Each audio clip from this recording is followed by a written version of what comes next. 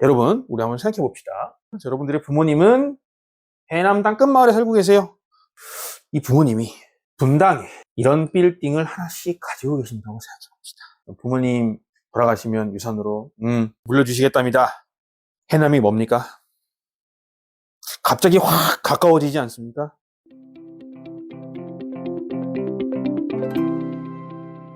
한국에 중국에 많이 의존했었던 대한민국의 미래 경제는 많이 불투명해졌습니다. 우리의 먹거리가 불투명해진 이유는 바로 지정학 때문입니다. 지정학, 세요, 지리, 의, 땅의 를 의미하는 그리스 어원입니다. 그리스 어원은 앞으로 이렇게 해, G로 표시할 거고요. 라틴 어원은 이렇게 L로 표시하겠죠. 자, 지리의 폴리티카, 정치, 정책이라는 명사이기도 하고, 정치의, 정책의 라는 형용사로도 쓰입니다. 여기서는 이제 명사로 사용이 됐습니다. 지리의 정치, 지정학 때문입니다. 지정학이 왜 문제냐?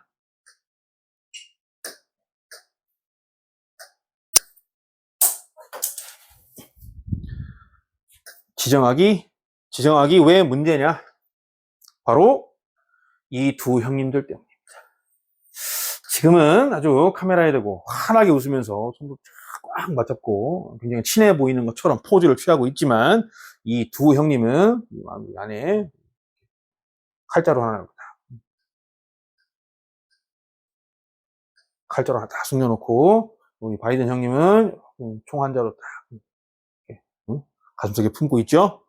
언제든지 전쟁할 거야. 우리가 앞에서 웃고 있지만 이런 모습을 볼 수 있습니다. 이 두 형님들 때문에 미래의 먹거리가, 대한민국의 미래의 먹거리가 불투명해지고 있습니다. 구체적으로 한번 볼까요? 지난 2012년 11월 29일 중국 시진핑 주석은 중국 시진핑 주석 1기 취임한 지 중국의 주석으로 취임한 지 얼마 지나지 않은 시점에 중화민족의 위대한 부흥이 곧 중화민족의 꿈이다. 여러분들 많이 아실 겁니다. 중국몽을 발표합니다. 중국몽. 어딘가에서 본 것 같습니다. 아메리카 드림. 지금의 미국을 있게 한 전 세계의 모든 인재들, 전 세계의 모든 비즈니스 사업가들을 미국으로 불러들여서 지금 미국의 영광을 만들었었던 아메리카 드림입니다. 미국 꿈이죠. 미국몽. 한자식으로 표현하면 이걸 그대로 벤치마킹했다. 이게 사실 어마어마한 메시지입니다. 너네들이 한 것만큼 우리도 할 거야 라는 선전포고입니다. 이에 대한 일환으로 중국은 1대1로 지난 10년 동안 아프리카, 유럽, 중국 이 큰 대륙을 하나의 길로 연결하겠어 라는 경제 정책을 강력하게 진행을 했고 국방 예산도 굉장히 많은 폭 증가시키면서 이제 경제적으로도 안보적으로 또 정치적으로 세력을 확장하고자 했습니다. 이에 대해서 10년이 지난 2022년 10월 12일 미국의 바이든 대통령은 국가안보 전략 보고서를 통해서 무시무시한 말을 합니다. 중국은 국제 질서를 재구축하려 한다. 기존의 국제 질서는 미국이 구축해둔 거였는데 우리가 구축해놓은 질서를 너네들은 다시 구축하려 하는구나. 너네들은 우리하고 경쟁할 수 있는 유일한 나라야. 유일한 적이야. 라고 표현했습니다. 그래서 이러한 언급을 방증하듯 중국을 점점 더 옥죄기 시작했습니다. 인플레이션 감축법이라고 하는 IRA 법안, 또 반도체법 이런 새로운 법률들 미명하에 중국의 반도체 군사용 수출하지 마, 투자하지 마, 배터리도 팔지 마 라고 미국은 압박하고 있습니다. 이 두 고래의 싸움에서 여러 나라가 고통받고 있습니다만 그 중에 우리 코레아, 한국도 포함이 될 겁니다. 이렇게 미래가 불투명해졌기 때문에 더더욱이 높은 대중 의존도는 위험합니다. 많은 분들이 실감하고 계실 겁니다.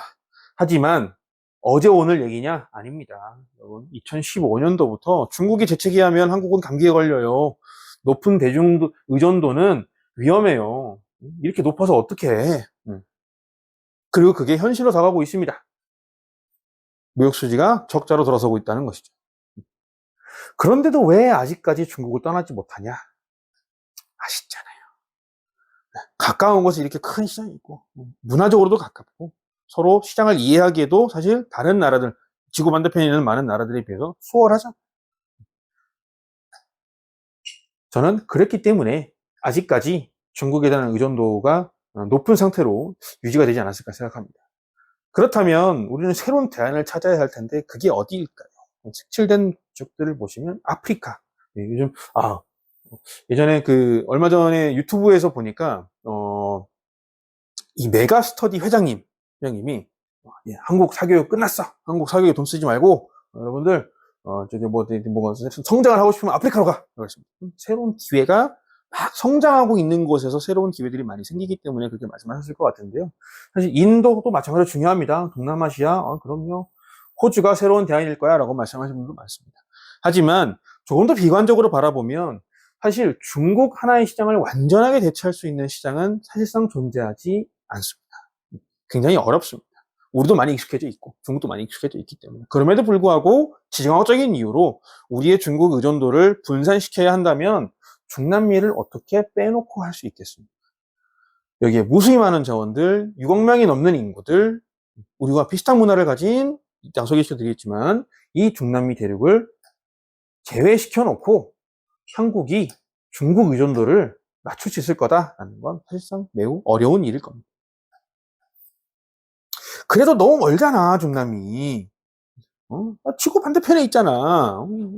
비행기로 가려고 만 하루 가야 되고. 실제로 페루, 콜롬비아 출장을 제가 가는데요. 이코노미로 순수 비행기 시간만 20시간이 넘습니다. 20시간 동안 이코노미에 앉아있으면 정말 막 이제 정신이 혼미해지고 견디기가 힘듭니다. 사람이 살짝 미칠 것 같기도 하고. 너무 멀잖아.